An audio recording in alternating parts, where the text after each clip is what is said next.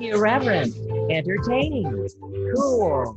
You're listening to LA Talk Radio.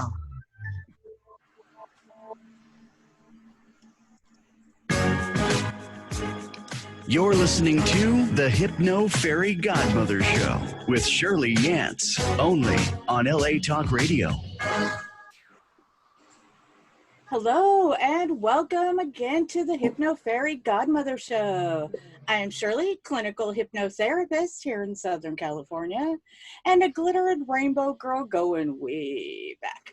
My specialty is working with the LGBTQIA community, and I wouldn't have that any other way.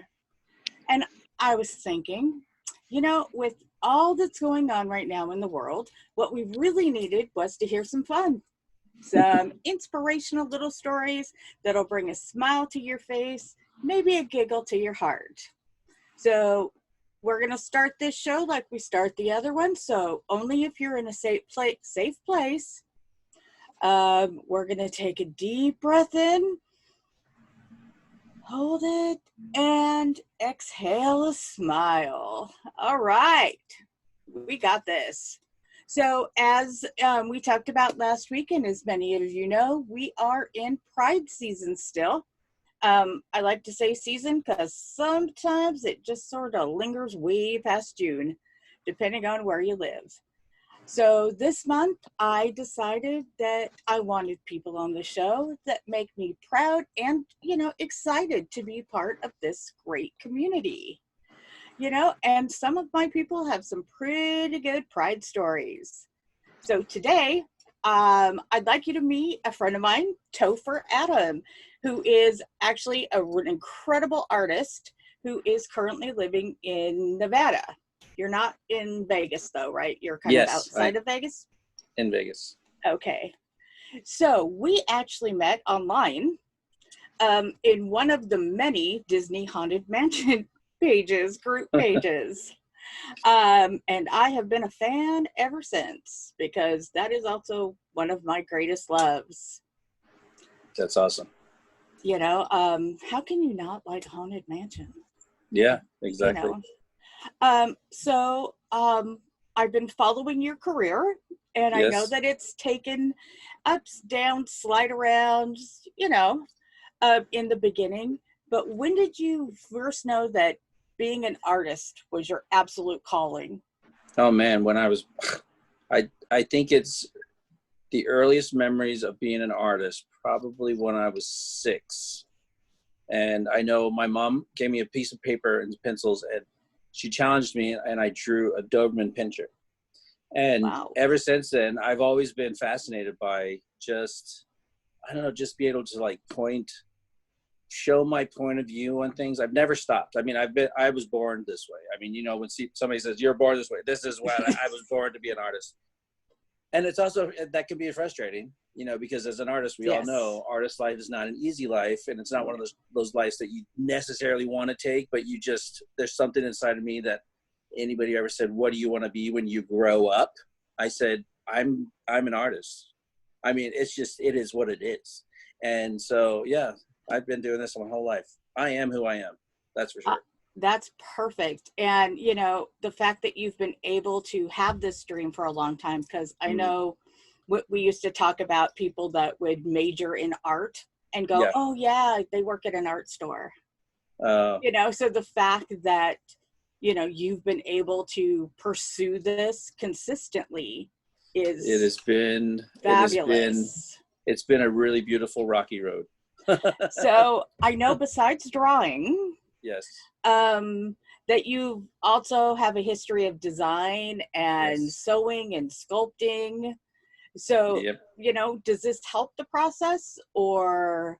It's funny because when people typically, there's a lot of people who like to give advice in the world, right? They typically go, Topher, you do too much. And I was like, what do you mean I do too much? They said, focus on one thing. And I'm like, well, isn't being an artist one thing? I mean, isn't that the one thing I'm focused on? It is, right? So I think that being born a true artist, you kind of have avenues that you take that kind of help you along your way, and that you well, I shouldn't say you, I should say myself. I know that I dive into everything, right? So for me, there's one genre of art. I think art in general it's more about me expressing myself, and it's not just one way.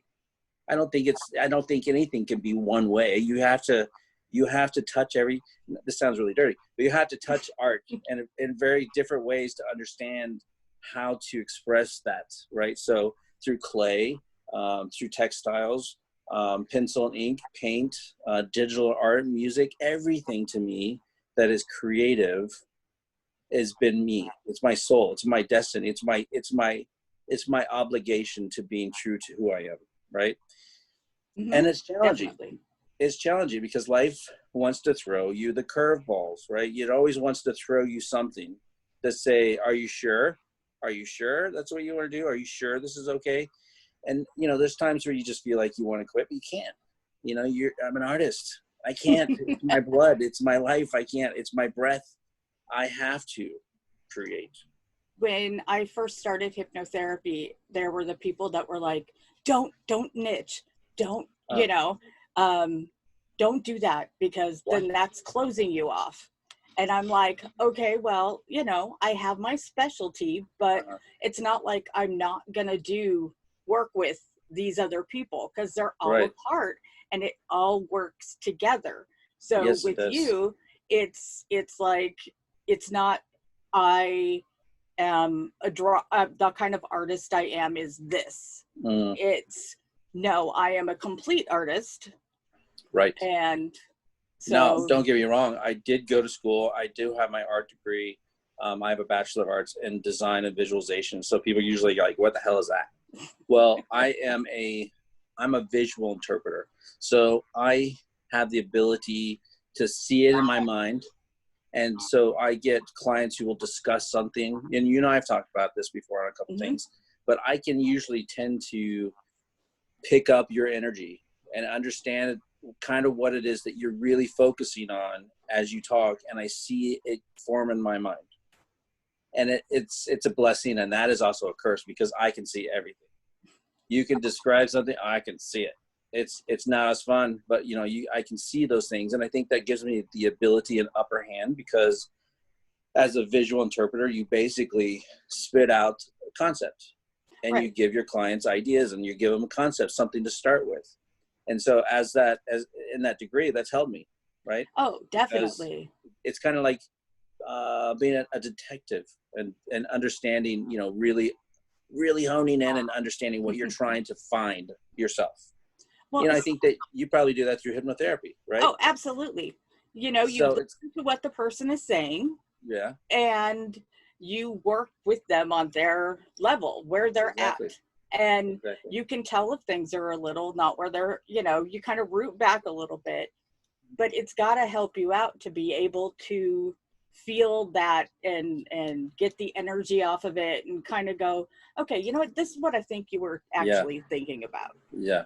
Because some people, when I first started like working with clients with my degree, I always came up with this philosophy behind it was, let's use words, because words themselves kind of hone in and dissect someone's emotions, right? Right. Those words kind of output what they're trying to feel, and those are feelings. And so I utilize those words, and I use power words, and I'm like, give me 5 power words that describe this thing. And that's perfect. From those words and knowing the subject matter, I always seem to be able to spit out what they were wanting. And I was like, whoa, this is really working for me. This is kind of cool. So, just having that ability has been a plus for me. Oh, definitely. Because people also most people are visual. Yeah. But they go, well, it's kind of like this and it's kind of like this. And so making them do the words, it's like, then you kind of know where they're at. Yeah. Because, cool. I love that, because some clients are interesting to work with. Yeah. Even in my younger days when I was fit and not older. But anyway, in my younger days, I used to also be a personal trainer. And it was one of those things where I always told clients, look, this is not my job. Although it is my job to be your cheerleader, right? So utilizing, it's the same kind of concept. If I found words that helped me cheerlead the project, then I could do that, right? I was able to understand how to accomplish the project. It's the same thing with working out. It's the same concept. You do the work, and I'll ask you the questions, and I'll spit out your concept, which is helping you become what you want to become. So yes, it's pretty much basically what I do.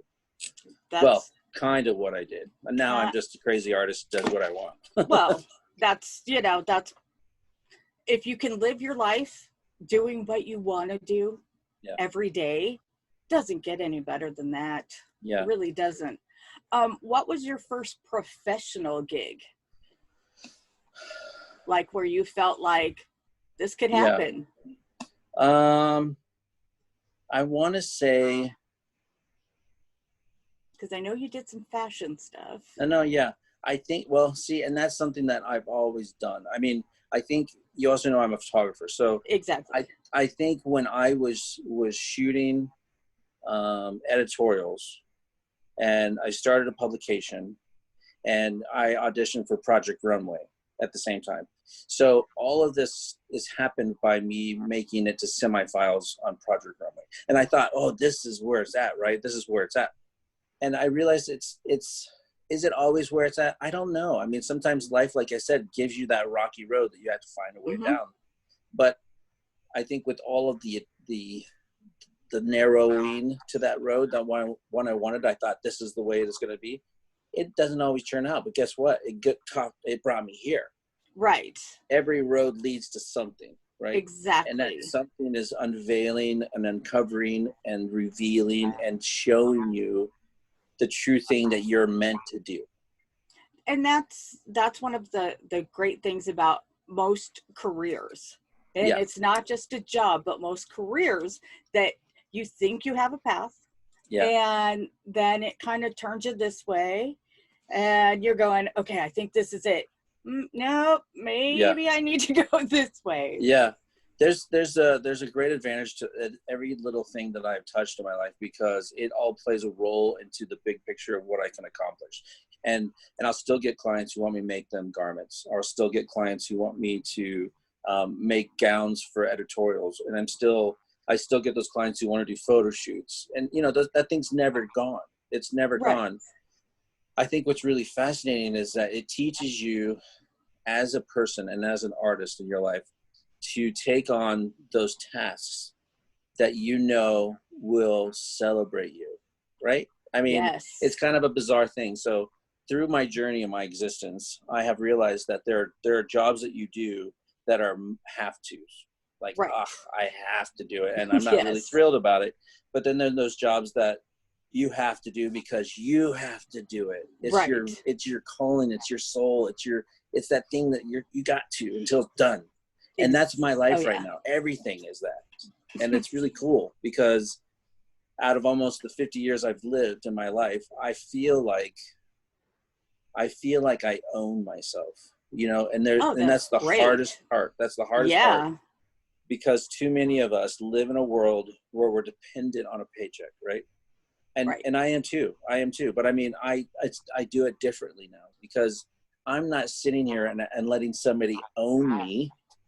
I allow me to own me, and that's one thing I want to inspire people. And we talked about this earlier. I want to inspire people so I can become inspired by, and that's my goal, is to do that. It's weird. No, I love that. That's the whole idea, is that if you can spark one person to actually go, he did it, I can do it. It's possible. Exactly. And some people just need to know that what they're trying is possible. Yeah. There was an art class. Yeah. And if you've never, if you don't know that person or a person, then you be that person to make it happen. Right. I had taught a few art classes in the past, And one of the ultimate goals was how to let go of expectation. Oh. And we did this through a process they didn't know about. It was my sneaky evil Topher time. And the way we did it was, of course, we learned the basics. And, you know, you're teaching people who are new to art, understanding the foundations of art and all this other different stuff. Right. But I always throw a wrench in it, and I want to make sure people understand that what your ideas are they don't have to be the output, right? Art is about expressing, but it always isn't about this requirement of having that output. Right. It's about the journey and about understanding that you might come up with something different. So the way I did this is that we would start on a painting. We had great ideas. Everybody started their work. And then 6 weeks out of the class, I would go, okay, stop. Now you're going to go to your neighbor's painting and you're going to finish it. Wow. And what that did was it took away people's ideas of expectation. You know, you now have this really crazy thing that you have to now finish someone else's ideas, but now they're yours. Right. Right. And it really kind of blew the lids off people because they hated the idea and they were kind of upset with me. But at the same time, it taught them that art really isn't necessarily about what you're going to finish it as. It's about how the journey is. Yes. It's the journey. So my whole life about my art is about the journey. Oh, that's what am I going to do? Exactly. You know, how am I going to get there? Oh, I know. I already know most of the time. Yeah.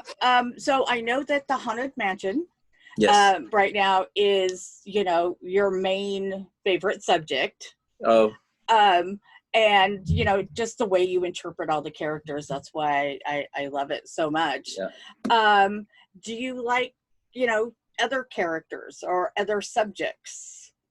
I do. I mean, look, I'm kind of like, I'm a hawk when it comes to things in life, because I think it's important for us to notice stuff, notice people, notice things, notice, right? Just notice people and notice who they are and what they'll do and how their quirks are. And so I'm a very, I guess I like to watch people, because to me, that person could become my next character, right? There's stuff that's in the world that I look at, and I love the idiosyncrasies of things, because what happens is that I kind of get to interpret those things into my own output, right?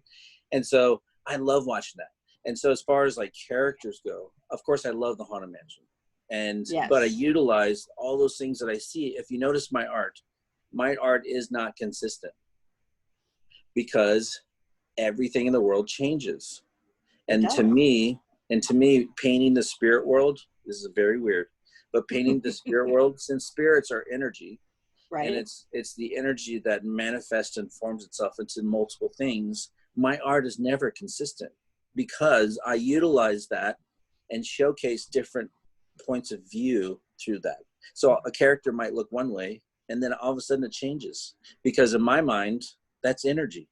Right. And it always changes. It's like that character can never be the same, even though, of course, it's a Disney product, right? Or it's a Disney concept or a Disney idea. But I take it and I completely twist it. Oh, definitely. And I love that about it. Have you gotten a lot of flack from Disney? Because I know that you've been part of certain celebrations that they've had, and so they're well aware of what you do. Yeah, they know Topher Adam. I've been criticized, and I have been judged a lot by other artists, because I think that they don't like that I do the art that I do, because I'm not officially a Disney artist, right? And I don't want to say that in a negative way. I have tried to be a Disney artist. I have worked my ass off to be a Disney artist. I have submitted. I've almost been to my knees begging them to be. But I mean, it came to a point where I realized I don't need to be, right? No. I don't need to be, because I have already accomplished what I have on my own. And so I don't take their art directly, because there's other artists out there who are saying, maybe you shouldn't do that because it's their IP. You're right. It's their IP. It's their intellectual property. But guess what? It is. I'm interpreting it in my way. This is my story. And does it have the same name? No, it doesn't have the same name. because you know what? Anybody can look like that. Yes. Anybody can dress in a dress. Anybody can wear a pair of trousers. Anybody can wear a hat and look like this. It's an interpretation now. Right. I am making a parody of their art now. So for me, it's not a Disney product. No, you just use it as that's your inspiration. Exactly. And there's so many stories out in the world. I've started my own stories who people love and that I should fulfill, because I feel like if I continued making that, maybe people would follow it more. But it's a fine line, right? Right. How do you drive people who love one thing to drive them into loving another thing? That's hard. And it's been hard for me because I don't want to lose the attention of all the fans that I've made. Right. And I don't want to lose them, but at the same time, I need to own myself. Exactly. You have to be true to you. Yeah. And so I've been told by many of the Disney artists, Topher, just keep doing what you're doing. I would say if you get that kind of a response, then just keep doing what you're doing. Yeah. Because and I'm not afraid anymore. Good. Yeah. Because, everybody's going to have criticism. Yeah. About, there's always one person. Always. There's certain things that I see that, it's like, don't read the comments. Don't read the comments. It's like, and I've had to deal with that too. Yeah. People don't know this about Topher Adam. What? I am very much, I grew up in Texas. I'm Southern.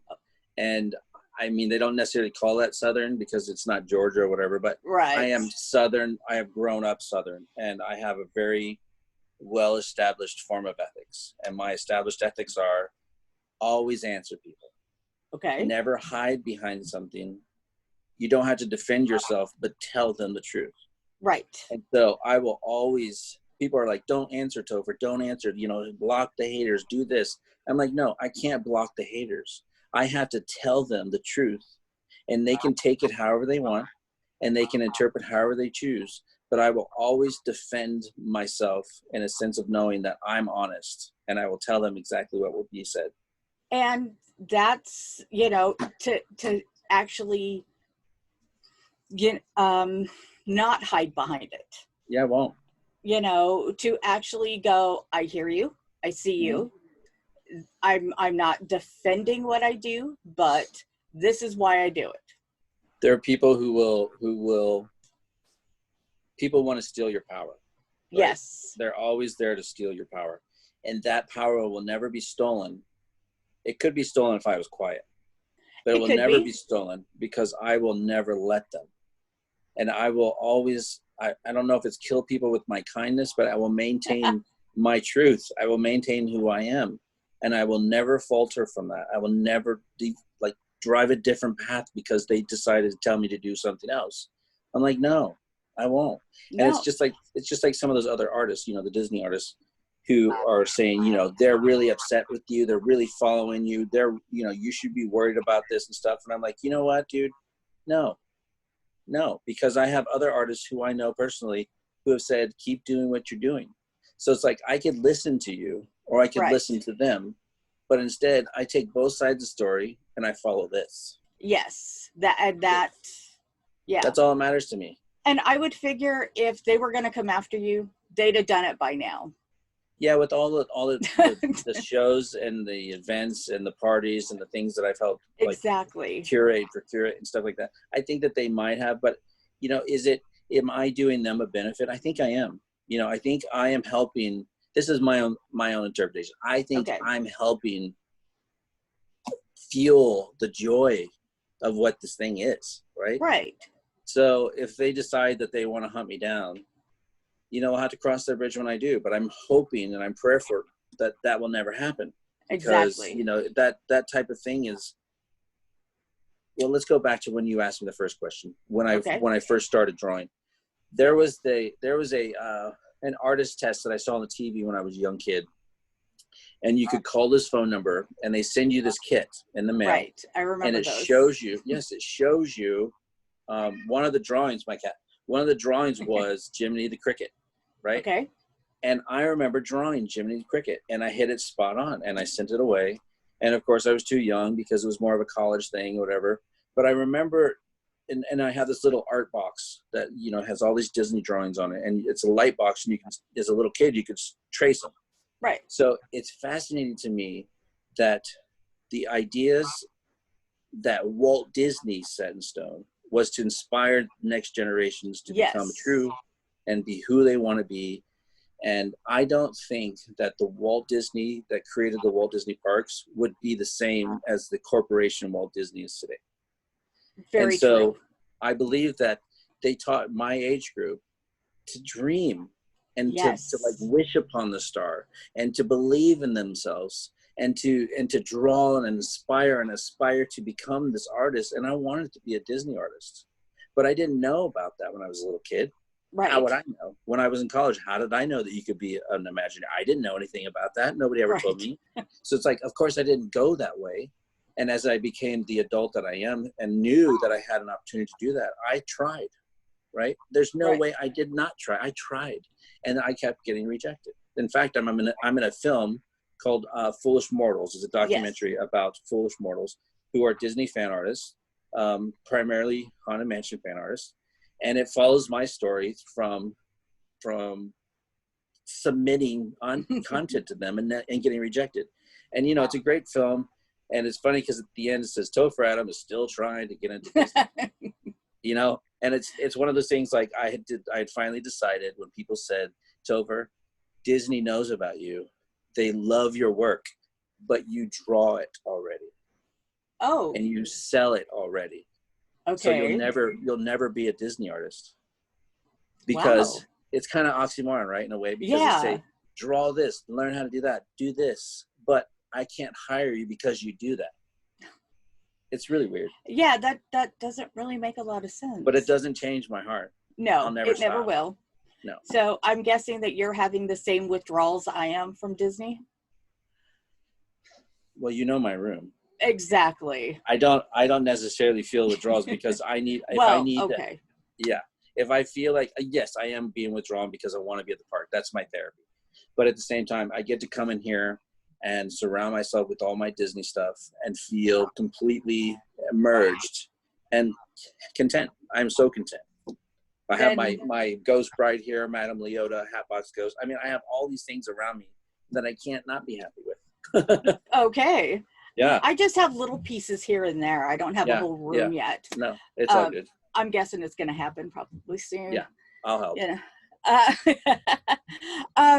So when you're putting stuff together, it's pretty much a solo thing, but I know that in the projects that you've been working on lately, it's been a team of two, sometimes three, but mainly a team of two.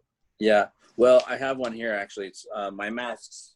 Yes. And they're all my artwork that's inspired by the Haunted Mansion. But you know, when COVID really hit the shores, I thought, you know, there's one way we could look at it. We can celebrate and wear these funky little masks, or we could be miserable and wear a miserable mask, right? So I thought, well, why not bring joy to it and put my artwork on them and make them silly and fun? And I thought we would sell maybe 100 of them, and I've gone way over 1,000.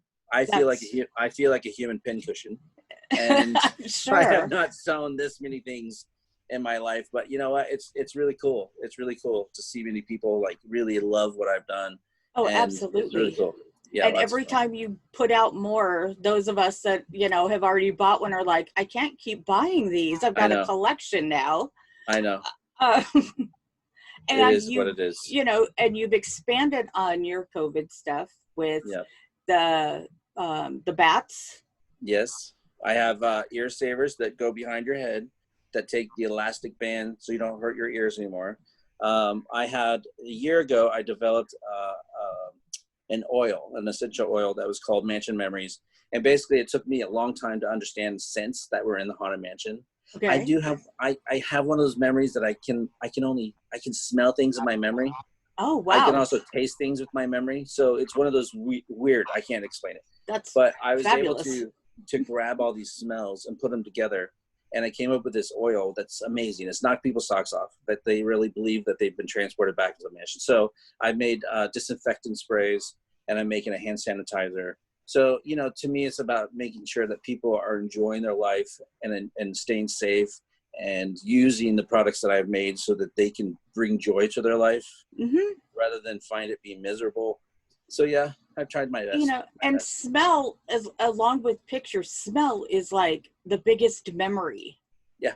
You smell something and you just go back. Oh, totally. It evokes that thing that you remember, and it evokes that space. And, maybe it's not necessarily, I don't know, an old building full of oil and tracks and stuff, but it is the smell that reminds you of your ideas of what the Haunted Mansion is. And I think that in itself is the story and the smell itself. And I think that's what really takes people back, because for me, I know I use it every day and I'm like, oh, I just love this stuff, because it really does take me there. And I have it in my room and I spray it every day. And I'm going to make candles and little wax melts and stuff. So yeah, it's going to be great. I love that. Yeah. So what do you have in the works right now? Anything special coming up, or? I do have, I make scenes. I have been taking, it's again, I think I inspired Disney to do their own, but 2 or 3 years ago, I started off using Disney's ornaments and making scenes for them, because for me, I wanted to make sure if I was going to buy this ornament, I could see it every day. Right. So I made little scenes for these ornaments to sit on so you could display them every day. And so I have a new scene coming out. Can't tell you which one it is. I know that Disney has some other items. I typically take what Disney has made and I support their product by building something that other people can display them with. That's so great. I have those coming up, and I'm working on a Pirates foil. Ooh. And so I'm kind of branching out a little bit, going a little piratey here. But we all know the story about how they were connected once. Yes. Haunted Mansion and the Pirates. So I have that coming out, and then I have some very large items that were very one-offs that I'm making that we'll see if anybody's interested in. I don't know. It's one of those things. Patrick Harris bought some of my stuff, so that's been a real blessing to have a celebrity enjoy what I've done.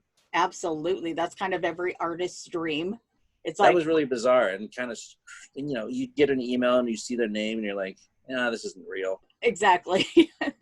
And then you talk to him and you're like, oh wait, that is real. And it's kind of a cool thing to speak with somebody who's really a good person. He's like, you could tell he's a good person, and to enjoy what I've done, it's really it's an honor. And then to see you in a magazine, it's like, it's like, that's my product. That's me. Yeah. I think that my last interview was on Inside the Magic, which, it's funny, right? Because this is all Disney stuff, but it's Inside the Magic. They did an interview twice of one of my room and then basically one of my art, which is really flattering. But yeah, I'm kind of like all over the place. Hey, it's like having creative ADD. But isn't that what every artist wants? I know it is, to be as many places as you can. Yeah, exactly. But it's that thing where I think humble attracts those things. Being humble and letting life guide you to those things. I think that's the true message of not looking for it, just allowing it to show up. Yep, that organic slide. Yeah. Any advice for artists that are trying to start up? Yeah, I think that's the first word you just said, trying. Don't try. It's not. You're going Yoda on me. Well, yeah, it's not about trying. It's about staying true to the nature of yourself, right? I never gave up. I took advice, but when it came to the point of view where I knew what I wanted, I said no, but thank you. And just consistently understanding that your journey is about staying true to your message, staying true to your journey, staying true to who you want to become. Seeing the big picture, if you can journal, if you can storyboard, whatever you can to understand what your goals are. Okay. My ultimate goal was this, just to create things that allows other people to celebrate what they love. Perfect. I was never about my name. It was about creating the things that help them celebrate what they love. And if I can celebrate it because I wanted it and I made it, I know somebody else was going to want it, because it's one of those things, you build a tribe, and that tribe is that thing. And when you build that tribe and you join that like-mindedness, you become that thing and you attract that thing. And it's the beautiful part of the journey. Oh, and so, yes, that's the best part. As an artist, know who you want to become and never, ever let anybody drive you another way. Because I always say, you're the only one driving this car. This is the windshield. So however you need to look out of it and understand how you can maintain your road to your success. Always focus. Put blinders on. Don't let anybody else tell you how to get there. Definitely.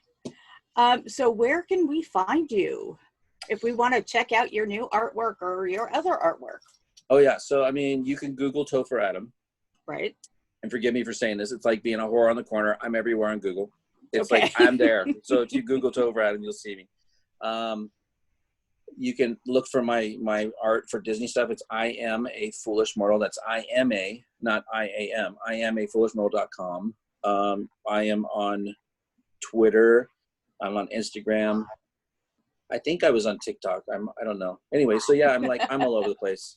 You asked me one question earlier about pride. Yes, actually, I was getting to that right now. I wanted to talk about that because I think it's pretty cool. What is your pride memories? I have a few pride memories that bring joy to my heart when I remember them. It's not necessarily the person I was with because I was one of the first 400 couples in San Francisco to get married. Wow. So when Gavin Newsom signed the bill, I waited in line. I think we waited almost 12 or 13 hours and we almost didn't make it. But we were one of the first 400 couples to get married in San Francisco. They were all annulled, sadly. But to be able to walk in pride as the first 400 couples in the state of California to be married legally was really it was an honor, right? And Gavin Newsom was there. Oh, absolutely. And that was really cool because I actually felt like that we finally have that voice. And I was thinking about this the other day too. All the riots and things that are going on and all the sad things that we have to do to prove that we have equality for Black Americans, Asian Americans, gay Americans, whoever you are, right? Gay pride is essentially a peaceful protest every year. People forget. We forget that it's a peaceful protest to celebrate, to remind people. And yes, it's a lot of stupid partying and stuff, but whatever. If you want to do it, go for it. But it is ultimately the most peaceful protest in the world to remind people. And we don't get notification for that. No. The media doesn't remind people that this is not a party.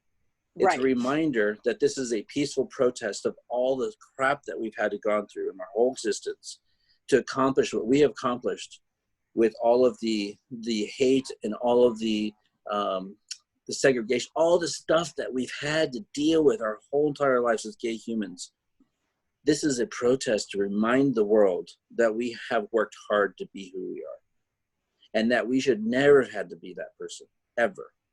And we're not going back to that person. No, we're never going back. And I said yesterday, there's nobody in the world who can tell you to be anything other than what you want to be. Yes. And I get crap for writing this stuff all the time. But you know what? It's so true. It's truth. Donald Trump or any of those idiots, I'm sorry whoever's listening, but any of those people out there who are trying to tell you that you can't be transgender or you're not transgender, that you can't be non-binary or you can't be gay. They have no right to tell you that. We are all human. We are all dropped on this planet. We're floating through space, questioning everything that we do. You have the right to be what you are. And nobody can tell you that. You can't be. No. And I don't care how many laws they try to pass. They still can't change you. Right. They can't change this. Exactly. And so I just had to throw that in. But my second one, I'm sorry, Cassandra Cass. I love that. A dear friend of mine, transgender, she's Cassandra Cass. She invited me to be on her float for Gay Pride one year. And I dressed up like a silly old fat director on this float, directing this Broadway show and whatever. And she was a mermaid and all this stuff. I mean, it was just so stupid and so silly that it was absolutely a blast. That's my second one. Those are the fun ones. They are. I remember, and it's like you start thinking about pride, and then you start going, oh, but what about this? Yeah. Oh, we did the craziest thing here. Yeah. And it wasn't being the spectator, it was being the one watched. And I think, that's just the silliness of it. It's like being the silly, stupid fag. And I say that lightly, but being this guy on this float, just being so stupid and funny, that I just love it. It sparks the light in my heart. If you can take any time and you can be that crazy person, yeah, and you can just let it out, you have to let it out. Exactly. We're not at a time where you should be afraid to be anything. No. Dance around, do what you need to. If I was afraid to be who I was, I would have failed a long time ago. Boy, I'd understand that. Yeah. Holy moly. So this year we have a lot of virtual prides. Oh, yes. Have you gotten to, check them out, see anything that's... Are you kidding? I'm sewing masks. Okay. I am sewing masks from the time that I get up until the time I go to bed. I am seriously a human pincushion. But, Las Vegas Pride is at night. So I really want to try to go this year because we hold our Pride in September. And it's in the evening because it's understandable that it's so damn hot here. Yeah. I never knew what hell was like until I moved to Las Vegas. Yes. But it's okay. But yeah, I would love to check them out. I haven't yet. I just hope the world doesn't overlook Black Lives Matter and Gay Pride together. I hope that somehow it should be one thing. It should be like lives matter, not gay, not straight, not bi, not whatever. Lives matter. That's the ultimate thing. We should have a parade every year that say life matters. Right. That's all. And with Pride as well as with, they're the people that are out now, maybe they'll end up the way Pride ceremony or Pride parades are. And it's like every year a peaceful, like you said, a peaceful protest to remind people we're still here. We're not going anywhere. So. And it's been here for how long? Hello? Exactly. Hello. Oh. Well, thank you so much. Yes, this of has course. been fabulous. I hope so. Oh, yeah. So I will have all of your information on my website and the Facebook page. Very nice. So if anybody, can't seem to find you, which it's so easy. I can't imagine, but all of that information will definitely be on my website. So thank you very much. You're welcome. Thank you. Have a great day. Thanks. You too. Right. Bye-bye. Bye. So I have actually been trying to keep up with all these virtual prides, but I got to tell you, things change so fast that my best advice to all of you is to just look up virtual pride. You should be able to find one in your state, in your area. But like I said, it doesn't matter. It's online. You can watch virtual World Pride or, every country. See how they do it. It's almost making us more connected than we were before. So let's take this opportunity, and celebrate with everyone. So yeah, this is Shirley, the hypnotherapist part. So wanted to let you all know that if you have any questions, comments, pride stories, I would love to hear them on hypnofairygodmother, at yahoo.com. And I am a hypnotherapist. So if you'd like to make an appointment right now, I'm seeing everybody online because why not? You're there, I'm here. The joy, the absolute joy of being able to connect this way is wonderful. I want to, to help support out the channel if you'd like to. I do have a Patreon page with some fabulous little perks on it. I got some freebies on there, give you a big old shout out, do some advertising. Right now, everybody that signs up, gets these fun little, these fun little bracelets. which I love. Got them all over the place. So thanks for tuning in this week, and tell your friends all about the show, because we want to grow and grow and grow. And who knows who we'll have next week, although I think I actually already know. So, let's end the show the way we beginned it. Great big deep breaths. Remember, only if you're in a safe place. Deep breath, hold it, and exhale a big smile. So remember, keep that smile in your heart. And, I will see you next week. Have a great week. You're listening to the Hypno Fairy Godmother Show with Shirley Yance, only on LA Talk Radio.